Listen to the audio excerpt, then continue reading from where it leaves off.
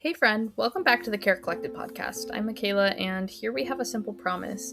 We are here from the first emergency until the identity crisis of figuring out who you are after caregiving. From the moment life changes in a split second, to the long middle where you're holding everything together, and till the quiet aftermath where you realize you don't even recognize yourself anymore, you are not alone, and you don't have to carry this by yourself. Today's episode is especially for you if you're navigating memory changes with a parent, or if you're feeling that heavy mix of love, frustration, guilt, and I don't know what I'm doing, but I think I'm doing my best. In this conversation, I'm sitting down with Ellen, a daughter who stepped into caregiving when she started noticing subtle but serious changes in her mom's day-to-day life. Missed appointments, trouble paying bills, and those little moments that quickly add up. Ellen shares what it was like to make the decision to bring her mom into their home, the emotional whiplash, the logistics, and the very real shift from helping sometimes to this is my life now. We talk about navigating the healthcare system when there's no sense of urgency except yours, why advocacy matters so much, and the compassion it takes to meet someone in their reality when dementia symptoms are involved.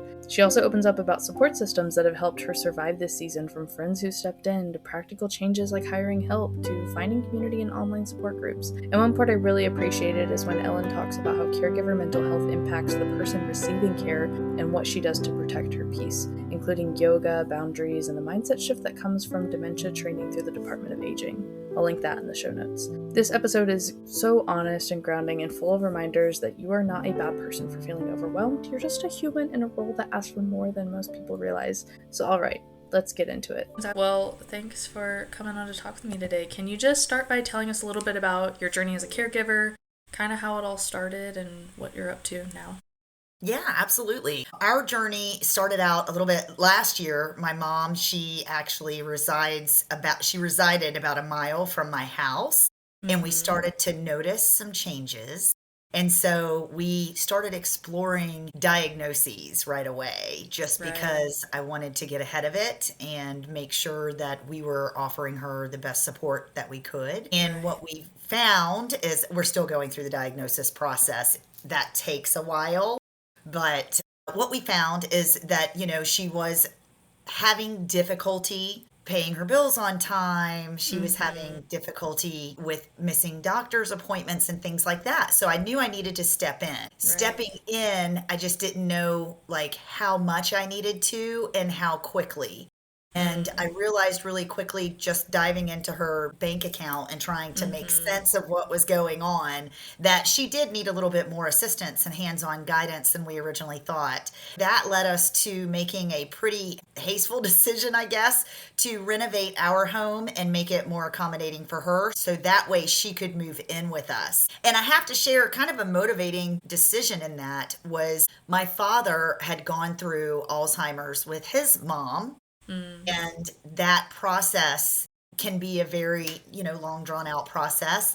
He had shared with me at the very beginning of this that when you put them in a home, you don't expect them to ever come home. And Right. so I knew that we were not there yet. We are Yeah. way not ready for assisted living, and she is Right. not ready to go into a home. And so if she was going to go anywhere, she was going to come into my home and live with Right. us and let us give her an encouraging environment that Mm-hmm. allows her to thrive. And so now her days look really different, right? Like Yeah. we go for a walk in the afternoons, we'll have coffee in the morning. Not every morning. I mean, I still have to work, right? But we try to have coffee together. We go for walks every afternoon. She shares meals with us, obviously, in the evening. We usually take her out for an outing or something like that, either one night during the week and definitely on the weekends. So we keep her busy and engaged, and that's helped a lot. Right. And so, just to kind of backtrack a little, I know you talked about some of the initial signs that, okay, we probably need to step in, we need to provide more help. But could you walk me through what some of that emotional side of making that decision felt like to kind of realize my mom needs more help? Like, I need to step in and help with this. At first, it was more frustration than anything because I Mm, didn't understand. I didn't understand what was going on. I just knew that it was an inconvenience, right? mm, Because she would call me every time she couldn't find the remote, or she would call me because the air conditioner was on and it was wintertime and it was right. supposed to be heat. And so, I was going to her house multiple times a day anyway, just to help with little things like that. And, she gave up her keys last St. Patty's Day. I think it's Yeah. ironic that it just happened on St. Patty's Day, but it's easy for me Yeah. to remember that Yep. way. she gave up her keys. So, it's always been on us since then to take her to the grocery store and things like that. So it just became Right. more of a habit, just stopping by her house more regularly to check on the Mm-hmm. thermostat, check on the remote, see if, she's missing anything or what's needed. And so that was the Right. beginning, and that was very frustrating and it was very time consuming. And so just to be more convenient so we wouldn't have to like get up and leave every few minutes to go fix something, it seemed to make sense if she lived with us that that would be a lot easier, right? Right. You would think that that would make things better, but I think in a lot of ways it brings in a different kind of stress, right? Because they're there all the time and, there's no space versus I know a lot of people that I talk to, part of the reason why they're hesitant to move somebody, that they have to care for into their home is because they still want that kind of mental space that they know when I'm there, I'm 100% there. But when I'm gone, like, that's my me time. That's how I can kind of check out sometimes. So I know for some people it's kind of been a little bit of a balance. So I'd be curious to hear kind of in your experience how that has played in from, mom living apart versus being here and how that's kind of affected day to day life. I mean, it was definitely a stressful decision at first. I think that we've eased into it now, but I also want Right. to mention that I've taken dementia training with the Mm, Department of Aging now. So I've just completed their 200 class series. nice. You know, listen, like I didn't set out to take that education component, right? Like I Right. did that out of necessity. Like we knew Right. that something was wrong. We knew that something was bigger than what just it led on to be, and I Mm-hmm. needed to figure out how to best navigate those types of scenarios with her. Right. And so the training was really helpful because it helped me understand her world, her reality that Mm, she's living in. And then if I can place myself in right. that reality, then I can be more helpful and supportive instead of just frustrated because I can't find the remote. You know what I Right, mean? right. And that's kind of the best explanation I've heard lately for dementia is like stop trying to force them to come into your world. You're not going to be able to change it at the end of the day, but if you can just go with it and go into their world and meet them where they're at, the communication can be a lot smoother and can there's not as many frustrated feelings, right? So that was kind of the best explanation that I have gotten. And I know you shared with me last time we talked that it was it's a long process to go through the for dementia or for any other kind of memory related thing that you're dealing with. And you brought up the fact that it's kind of difficult to want to put a label on things, and maybe for now you don't entirely want to label it. So, can you talk me through that as well? Kind of what your experience has been like there and working with healthcare providers or with, other individuals that you've kind of had in your network to help work through this diagnosis and how that toll has been for you. To say that my mom's general practitioner has just been an amazing human being. Mm, We've really struggled with the healthcare system navigating appointments and getting appointments promptly. mm, My husband also has been navigating some health related issues through a mm-hmm. separate medical system, and it's been like very obvious. Like, okay, Right. he's having a completely different experience than we're having. And so we've had to make some changes, you know? I mean, if you're not like I'm a huge advocate for my mom, and I would be an advocate for anybody in this situation. And we've had to make some changes because we were not getting the level of service and care that I felt like we deserved or she deserved. Mm, Let me say mm, it that way. And so, it's important that someone's advocating for you, right? And so right. that person just happens to be me right now. And I had to make some really hard decisions with some of her medical providers, but it was important that we were comfortable, and that we were Right. getting the feedback and the information that we needed, especially in a timely fashion.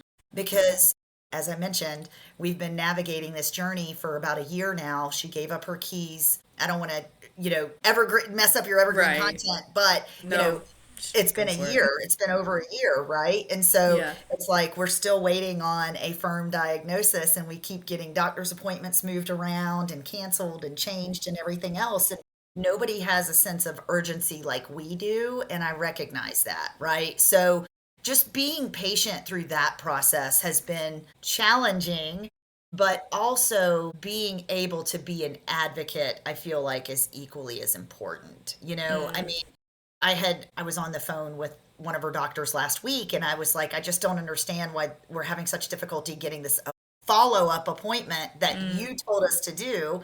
And so I was like, can we just go somewhere else, And Yeah. they're like, well, of course you can go somewhere else. And I'm like, well, then that's what we're just going to do, right? Like, if Right. you're too busy for us, then let us find another solution. And that's kind of what Right. we've done. Right, which seems to be a issue the healthcare system has regardless of your age or diagnosis even because I've had headaches just trying to get established with new doctors down here too. So, but I think it more so plays in for this population when they have to advocate for themselves or they can't. So in their case, like you have to get involved and you have to be asking these questions because it is intimidating to go up against it by yourself, but it gets to a point where you have to because you need to get the answers and you need to get the medication or the therapy or whatever it is that you need to be able to be healthy and make sure you're taking care of yourself. So it's definitely kind of hard to navigate that whole world. I don't understand how they anticipate the elderly to navigate the healthcare system in a Right. digital environment. Yeah. It's not possible.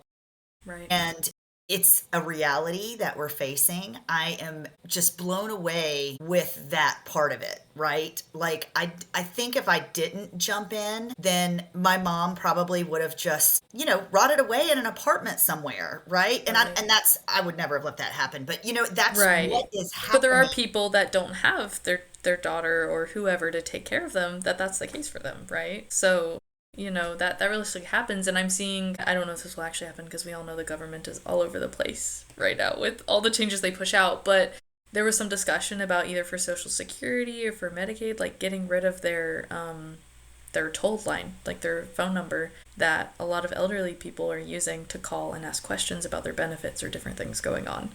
And they're like, they can just do it all online. Can't they? I don't know if they can. And for a lot of them, the phone is the best system for them to be able to get any kind of information. Maybe they don't even remember to write down when their appointment was, or they did write it down and now they don't remember anyways, and they're always going to call and ask when is my appointment. So I think that is something for more medical professionals to keep in mind, right? Is like how do we make services more accessible for the elderly? Like make sure you're training your receptionist. Be patient with them if this is the third time they've called you this week and asked about, when am I going to get my results? When is my appointment again? Oh, it's tomorrow. I think there could just be a greater awareness about how to better support the aging population and help them navigate through these things because there's plenty of people that don't have an advocate. I do feel like we have a lot of support in place for disabilities. And I'm not saying that being aging aging or elderly is a form of a disability. That's not Right, what I'm saying at all. But what I am right, saying is that there's implemented systems for someone that's hearing impaired, someone that's correct. visually impaired. I just feel like there could be more resources that are helpful for people that are dealing with dementia like symptoms. I And the agree. system could be a little bit more user friendly. I agree. And that's where an advocate comes in. I mean, Exactly. and for those that don't have an advocate, I can't even imagine the quality of Exactly. life that that person may be experiencing. Yeah, and maybe you don't have a perfect answer to this, but what kind of changes would you think would benefit all of these systems that if you weren't there, what kind of things would you like to see changed with our healthcare system to make it better for people? Without like calling out which system we're in. Yeah, no, of I'm course. just kidding. Yeah. Yeah, Well, I think, the cattle call approach, right? Like right. bringing everybody into this huge facility and, carting them off to different sections of the building. Mm-hmm. It's a lot. It's a lot to process. I Mm-hmm. think overstimulation is huge. And when we have 100 people in the same room trying to get to their appointments or whatever, and that's not the reality in every doctor's office, but you know what I mean? Like if you have Yeah, yeah, a hospital type facility that right, has hundreds of people trying to come and go and get into their appointments, compassion can go a very long way. right, I think that's probably the key takeaway for whoever hears this. I hope that there's doctors that right. listen. I hope that there's medical staff that listen. It's the biggest gift and it's free and we can give it to everyone. Mm-hmm. And sometimes it just takes a little bit of compassion. When I'm walking into the doctor's office, I'm probably carrying tons of medical records, her purse, my Yeah, purse, pushing her, whatever. Like, right? Like we've got right, right. medications. It's a lot. And so if I'm struggling already just to get into the door with her and all the things that we have to bring Mm-hmm. to the appointment, being met with a little bit of grace and compassion can go a really long way. Yeah, I know, I get how that is. Not to mention dealing with parking and sometimes having to drop them off at the door so they're not having to walk further, like there's even just accessibility issues, that come into Right. play for things like that as well, not to, or even being worried about, if you do drop off your loved one at the door, okay, are they gonna wander off by the time I get back up here? Like, I need two people, like one person to drive, and then I'm gonna like have to wait with them inside. It gets to a point where that's even a concern when it comes to this kind of stuff as well. So, That's definitely a concern. Like I would not feel comfortable just leaving her waiting, dropping off, and then parking and right, coming back and get her. So we did actually opt to get a handicap placard just so right, we could shorten those distances. right. So, there are resources and there are There are. tools, and connecting with the Department of Aging is huge. Connecting Mm-hmm. with different support groups. I'm actually in a dementia family support group online, Mm-hmm. and that has been so helpful. There are Yeah. some days that people will just post that they're really feeling defeated and challenged, and then we can all rally around them and just give them a little bit of love Yeah. and share some hope and strength with them, and it really helps. And there's definitely been days that I've hopped into that group and shared my frustrations, and people have rallied around Right. me. So if anything, I think that's the biggest takeaway, I right, is agree. to remember to be kind to one another and to be kind to ourselves. Like, Mm-hmm. it's exhausting to show up as someone's caretaker all the time, right? And to Right. also do my job and wear all the hats that I wear and try to do all those things. So, just a little bit of kindness can go a long way, and a little bit of grace. In case I'm not showing up in kindness that day, I'd Right. appreciate a little bit of grace Right. too. No, and I totally understand that and wholeheartedly agree with that. So I guess on that note, I know we talked about this before, but what are some things that you do to kind of help take care of yourself, your favorite self-care activities, ways that you kind of still put yourself first and remember that you're a human being outside of, the caregiving situations you may find yourself in? Definitely lean heavily into my yoga practice. This is Mm. something that I can take with me anywhere. I Mm-hmm. happen to be a member of a studio that's like a block from my house, so that's Yeah. really beneficial. My husband has started watching Jeopardy with my mom in the evening, so it's the perfect Mm-hmm. time for me to scoot away to a yoga Yeah. class. And that It's just helps perfect. keep me grounded and connected. And that hour a day, and I don't get to go every day, but I try to go several times a week, just having Mm-hmm. that where it's usually quiet. I'm to myself and on my mat, and I can just lay there and, think or be active or do whatever I need to do for the class. But it really is important for me to continue to care for myself, because I Mm-hmm. know that when I'm not taking care of myself, I show up as, I call her Bitter Betty. And I don't want to do that. Like, I Yeah. don't want to be bitter to my mom. I don't want to be Yeah. bitter to her doctors. I don't want to be bitter to my husband or anybody else, right? Like, I want to show up as fully as I can in my own life and just have her be like an accompaniment to Mm. that. And that's kind of what's happened. I think, you know, since we spoke first, I've Yeah. completed the 200 class, and that class really, I feel like something flipped inside of my head. Mm. So if anybody is listening to this podcast, I definitely recommend taking the training through the Department of Aging, because it's Yeah. really helpful in understanding what they are experiencing and how we can come alongside their experience, right? Right. I don't need Right. to change anything that she's doing. She can do whatever she feels like she needs to do. I'm Mm. just here to be supportive and to make sure that she's safe. Right. No, and I would love it if you send me the link or I can find it as well, and I'll definitely include that in the show notes so people can access that resource because I think that would be great. Because I think that is the major problem, at least for my, like, I've definitely felt that as I've been in caregiving situations where you almost get angry at the person when you're not taking care of yourself, right? And you get bitter, as you put it, and it makes you get just super annoyed and frustrated. And there's times where I'm like, this doesn't feel like me. I need to like go on a walk on the beach in the sunshine or like something, take a moment for myself. And then I come back and I'm so much nicer. And I feel like they can even tell that I'm nicer because they pick up on that mood and that shift as well. Which I was reading another study before that was just talking about how much the caregiver's mental health impacts the care receivers, I guess in other words, mental health and just their outlook on life and quite even their prognosis, right? And so that kind of flipped a switch in me as well. Like, if I'm not going to take care of myself, like, that's doing a disservice to them and putting them in a bad position, if they're people they're surrounding themselves with aren't happy. So that's great to hear that there's lots of resources out there to kind of help, whether it's, the support groups, if it's education platforms, that there's other people advocating for this. And so you definitely don't have to feel like you're navigating any of this alone.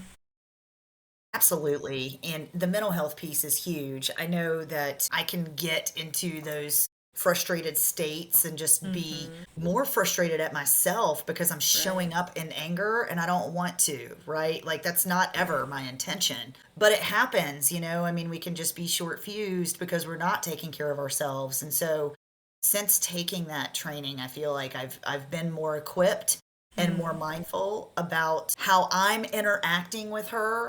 This is my mom. She Yeah. kissed every boo boo and every scrape that I ever had. She knows more than anybody else on this planet if I'm out of alignment or if I'm feeling a certain way, if I'm funky in my mood at all. She's going to be the first one to pick it up. And I don't Mm-hmm. have to say a word. As soon as I walk into the room, she's going to know exactly how I feel. This is my Mm-hmm. mom. She gave birth to me. Mm-hmm. And so I have to check my emotions before I even engage with her. Or at least that's what I'm practicing now. I'm trying to Right. practice that now. Right. It's definitely an art and a practice to be able Right. to do that. It takes time.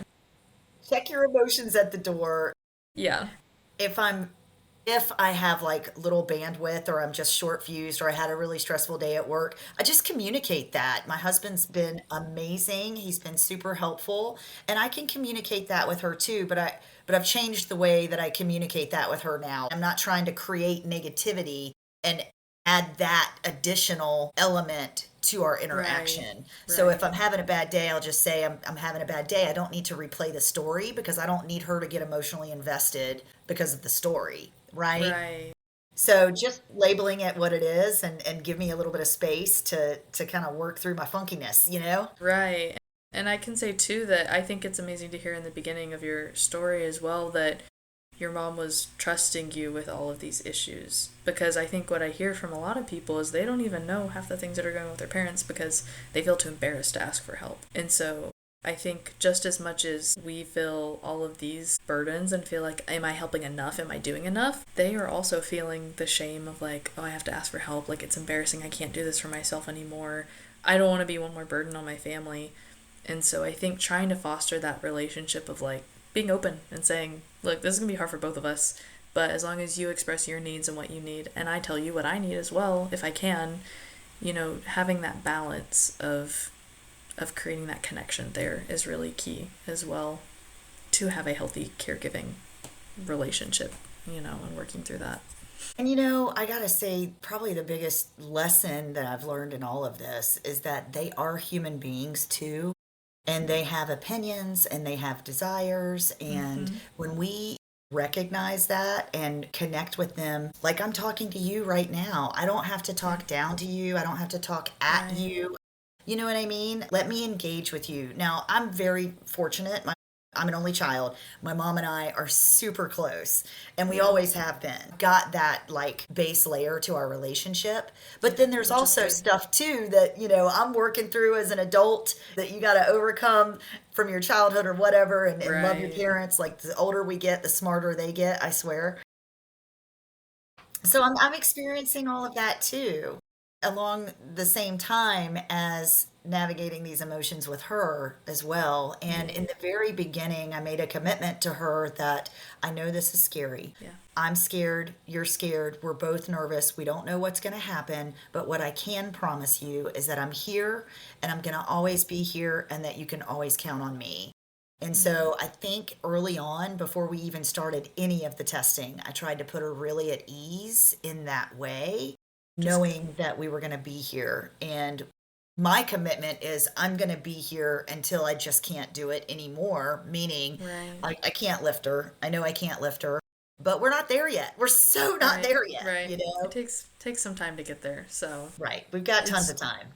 yeah, And and so you'd rather spend it together, and that's the other thing I was going to say. Because we have all this time, like we're planning this amazing vacation in May, like I want to just do all those things that she wants to do. let's go ahead and do it. Let's find a Yeah. way to, even if it's just go for a walk on the beach, let's go do it. Yeah.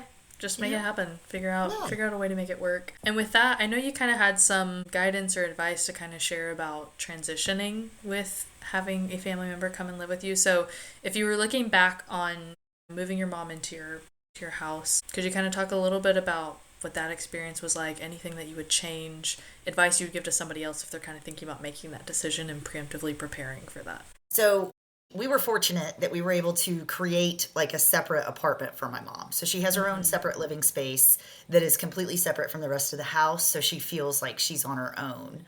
When I moved my mom in, I actually had her go off with a girlfriend so I could move all of her clothes in and all of her kitchen stuff. Now, we set her apartment up exactly how it was set up at her old apartment. However, because the layout was different, that was a little bit confusing for her. So I think if there's anything that I could go back and do differently, it would be to have her help me put her stuff away so that way she would familiarize herself more quickly with where everything went. So we're still navigating that, and we rearranged some furniture a little bit. So that took a minute to adjust. But I think now she moved in Thanksgiving weekend.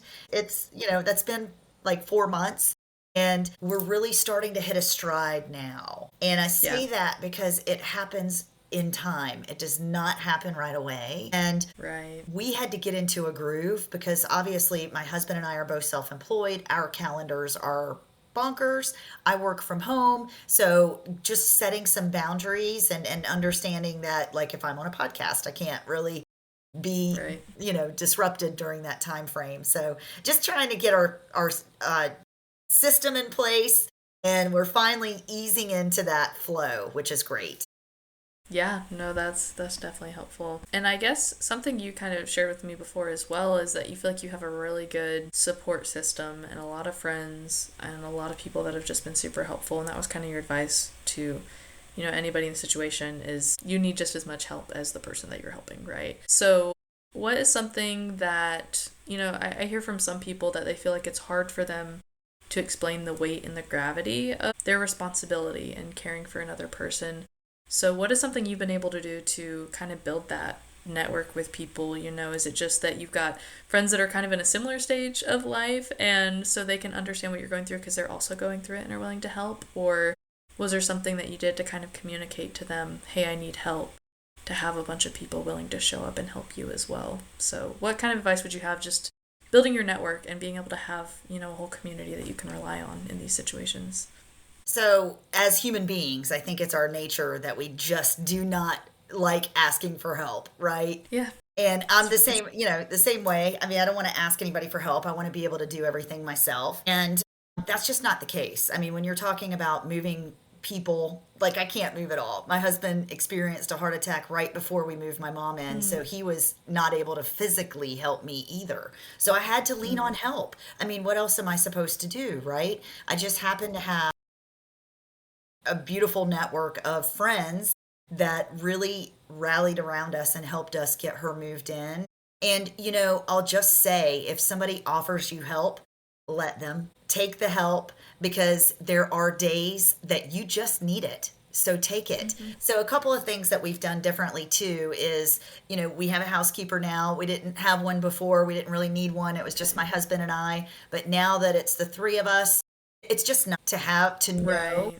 that it's one less thing that I have to worry about. We also try to meal prep, like plan out our meals better so that we make sure that she's getting what she needs and that she also has meals during the day while we're busy. Right. The other thing that we do is I've got King of Queens, the dog walker, what I'm talking about? Okay. So I have a friend of mine who actually is coming by to spend some time with my mom, just a couple hours a week. And Yeah. it's just, hey, maybe take her to coffee, go to lunch, go for a walk, whatever you guys want to do. Here's a little bit of cash to go have some fun. And that's really helpful too, just to get her out of the house during the week when I'm most busy and unable to give her my undivided attention. Right. And I'm sure that social aspect is huge as well, to get her out of her usual bubble and going to do something else. So that's great that you have people that are willing to help step in and do that. And again, I'm sure beneficial for them as well to also have a friend and go out and do something with them. So, and I'd love to hear more about this is something we kind of talked about as well, was your relationship with your husband, and especially going through, having a heart attack right before doing all this is a lot to deal with.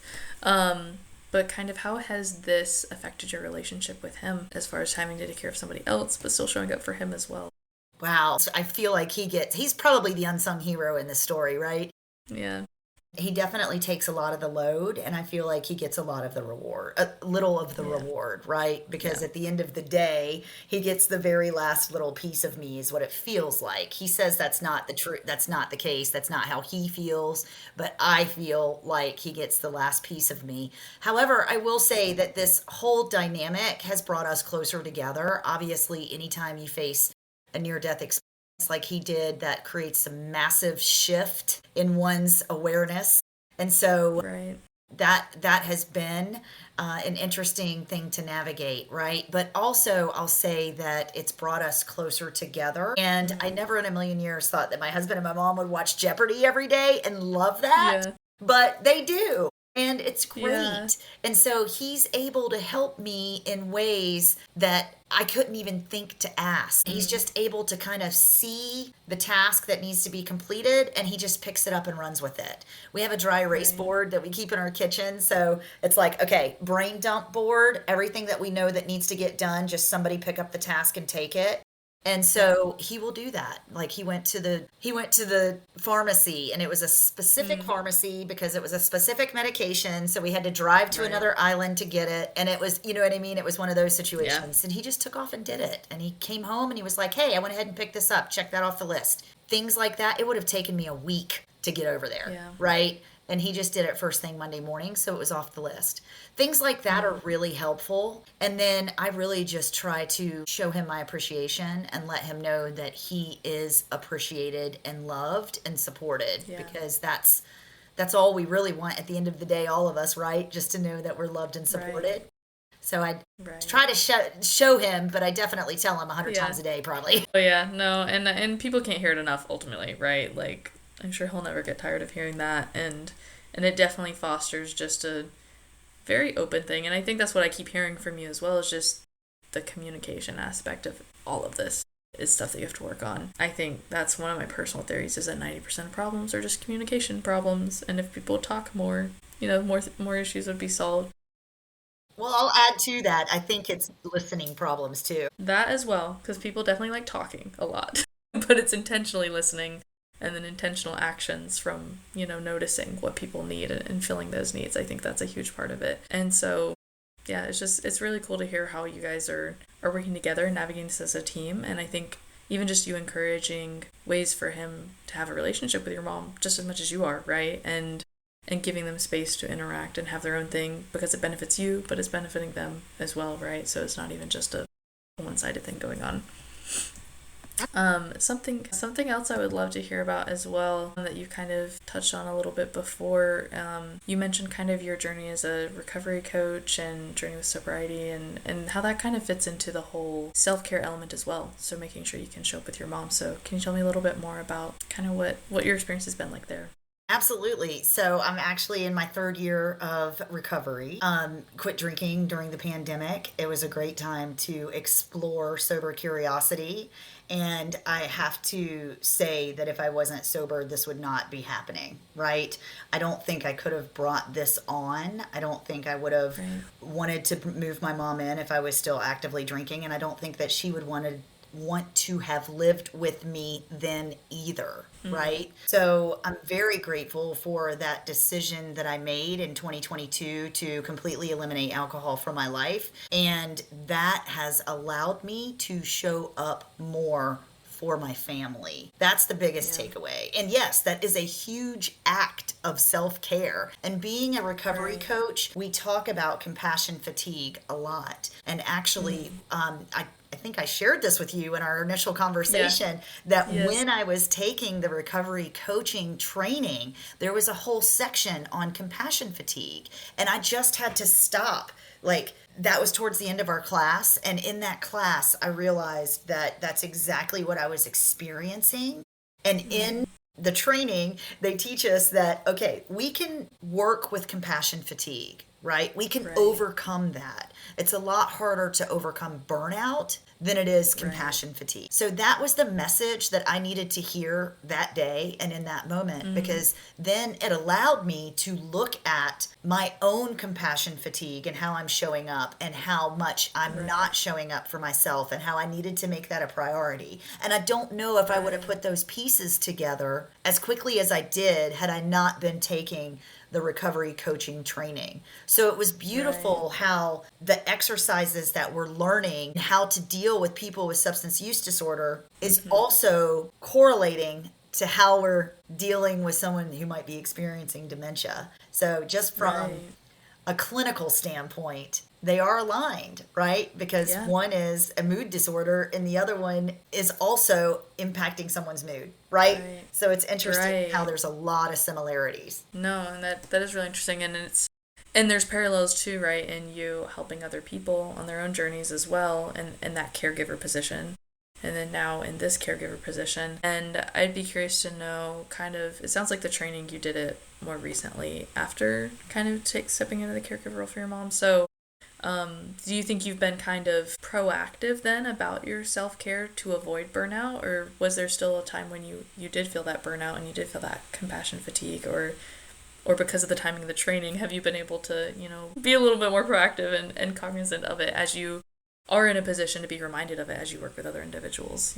I think the training was the tipping point. That's when I realized that I was experiencing compassion fatigue, and I had added that training class on top of everything else that I was doing. And that really put me over the edge because it took up a lot of my nights and weekends during that course. So it took away that downtime that I would normally have. So not only did I have to show up for the course, and I'm grateful that I did it, so I don't want to make it come across like I'm Oh not yeah. grateful about it, Yeah. but No, of course. it was just the timing of it was a lot. And I did it Yeah. in January because it's the slowest time for my business. I'm a mortgage broker by day. Yeah. So it's the slowest time for me. And I thought it would be the easiest time to do it. But there was obviously other components that came into play that I had no control over, right? My Right. husband's heart attack, Right. moving my mom in on Thanksgiving, and then I had to start the class January. So, it was just Right. timing, but we got it done and it's behind us now. And I'm grateful for that. And Yeah. I'm grateful for everything that I learned in that class because I think it's allowing me to show up for my mom better, but Right. also as a recovery coach, I have to protect myself too. And it allows me to Right. show up for them better. Right. Well, and I think, hearing you talk about that, because I've experienced burnout in various stages of my life, or at least compassion fatigue, and I think some of it for me was even having problems with admitting that I was getting burnt out, and that was the problem, because that is you admitting weakness and saying that you can't do it all, right, and having to say that you have to rely on other people. And so that kind of vulnerability that comes from saying, okay, I do have a problem, I need to slow down, I need to take care of these things. It is kind of hard to get to that point sometimes, and I'm sure you've experienced that as well and seen that in other people. I think it was interesting, like when all of this first happened, everybody kept asking me if I was okay, and I thought that was the weirdest question. I Yeah. didn't understand why they were asking me that in the beginning because I was like, of course it's okay. I'm handling this just fine. Right. I think I was in shock. And then Yeah. it all came to head after the holidays. That's when it was like, okay, this is our new reality. And I have two choices. I can either kick and fight and scream and have a pity party, or I can go into this with a little bit more grace and love and compassion. And it's Mm. taken me a minute to get there, but I'm definitely leaning heavily in the grace, love, and compassion. Yeah. Yeah. Which is, it's good to finally move into that and to just enjoy as you go along. So I guess two last questions for you. So for one, for those who are getting ready to step into caregiving role, kind of circling back around after walking through all of this, what is one piece of advice you'd like to leave them with? One thing that they can focus on? If you're able to do it. I know not everybody's able to do Yeah. it. This is an honor for me. Okay? My mom and I, like I said, she's my best friend. You know, Mm-hmm. we've been best friends. I'm an only child. That's just the dynamic of our relationship. It is my honor to be able to care for her when she needs it most because she has cared for me when I needed it most Mm-hmm. multiple times throughout my life, not just one time, right? Right. And so for me, that's just how I feel about it. And I know not everybody has that same dynamic with their parents, and that's sad. But Yeah. for me, I just feel like if you have the ability, if you're able to step in, just do it. All they want is to spend time with you. They just love you so much and just want to spend time with you. And if you can't care for them, that's okay too. Just don't forget about them. Treat them Right. like human beings. Let them have the ice cream if they want the ice cream. I think that's the biggest thing is like, I'm done with trying to micromanage her day and tell Yeah. her what she can and cannot do and can't eat and all that stuff. Forget it. Right. Let her do what she wants to do. She's taking her medication when she's supposed to take her medication. She's fine. Right. She's safe. She's going to be fine. But yes, Yeah. it's an honor. It's a privilege. I'm grateful that I get to Mhm. do it.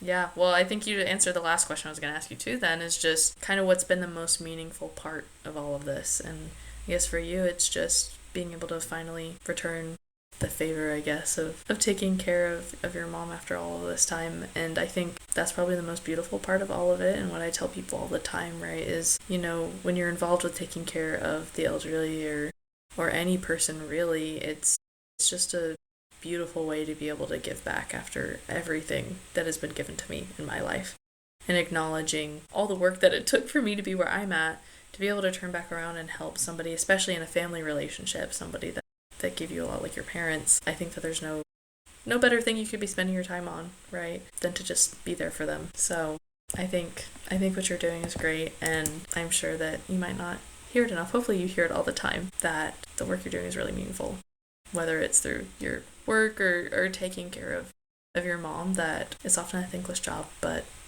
it is making a big difference, and I'm sure she appreciates that a lot. Thank you so much for saying that. I really appreciate that, Mikayla. And it is. It's a beautiful gift. I think that honestly, what I appreciate more is the conversation. The walks that Yeah. we have really deep Yeah. conversations, and I'm learning so much about myself, about love, compassion, patience, all of those things. And that's the beauty. That's really the Yeah. beautiful takeaway. Yeah. No, I definitely agree with that. Well, thank you for talking with me today. I really appreciate the time you took to just even share your story, because I'm sure that will help a lot of people to learn from you. Thank you so much for having me, Mikayla, and I wish you the best with your podcast. And I can't wait Thank to you. listen to this episode. Thank you so much for listening. Conversations like this are what remind caregivers that they're not the only ones figuring it out day by day. If today's episode resonated with you, I want you to remember this: caregiving is one of the most complex roles a person can step into.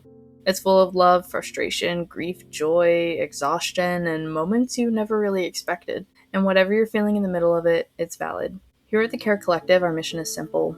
We want to help you throughout every step of the caregiving process and still remain true to who you are as an individual outside of caregiving. So, whether you're in the middle of caring for someone right now, preparing for what might come, or even navigating life after loss, you have a place here. If this episode helped you, it would mean so much if you shared it with another caregiver who might need it today. And don't forget to follow the podcast so you don't miss future conversations. If this episode helped you, it would mean so much if you shared it with another caregiver who might need it today. And don't forget to follow the podcast so you don't miss future conversations, stories, and resources designed to help caregivers feel seen, supported, and a little less alone. Until next time, take care of yourself and take care of each other.